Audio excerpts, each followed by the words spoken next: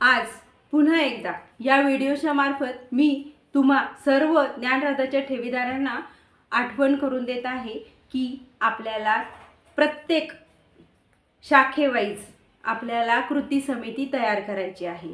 काही ठराविक शाखांमध्ये कृती समितीची स्थापना झालेली आहे, परंतु बऱ्याच शाखेतील लोकांनी अजूनही एकत्रित न येऊन कुठल्याही प्रकारची कामे केलेली नाही।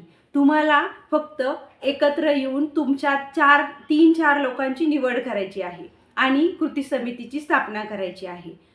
तर सर्वांना मी असे आवाहन करते की 1 तारखेपर्यंत सर्व शाखेतील म्हणजे महाराष्ट्रातील 51 शाखा आणि 52 इंदौरची शाखा, इंदौर वाले आप ध्यान से सुनिए, आपको भी कृति समिति की स्थापना करनी है और आप सबको एक होना है।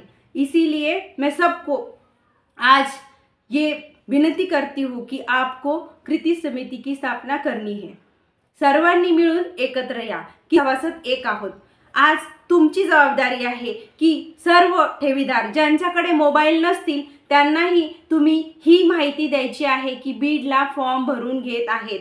प्रत्येक शाखेतील व्यक्तीचा फॉर्म तिथे गेलाच पाहिजे। ज्या लोकांचा पैसा कष्टाचा असेल ती माणसं आपोआपच फॉर्म भरतील। तुम्ही किती कागदपत्र गोळा होतील काय होईल याचा विचार करू नका, परंतु सर्वांनी एक सभासद एकही ज्याला कुठली माहिती नसेल त्याला सर्वांनी माहिती द्यायची आहे आणि त्याचाही अर्ज आज बीडच्या ऑफिसला भरवायचा आहे।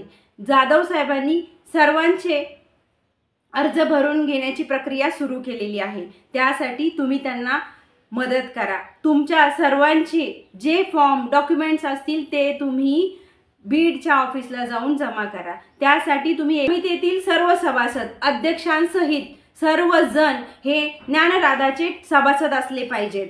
जो व्यक्ती ज्याचे पैसे ज्ञानराधामध्ये अडकले नाही तो व्यक्ती या कृती समितीचा सदस्य होऊ शकत नाही। तरी मी सर्वांना विनंती करते की 1 तारखेपर्यंत सर्वांनी कृती समितीच्या स्थापना करून त्याचे डॉक्युमेंट एकत्रित येऊन काम केले तर आपल्याला जो मानसिक त्रास होत आहे तो नक्कीच कमी होईल आणि वेळेत आपल्याला पैसे मिळतील। श्री स्वामी समर्थ।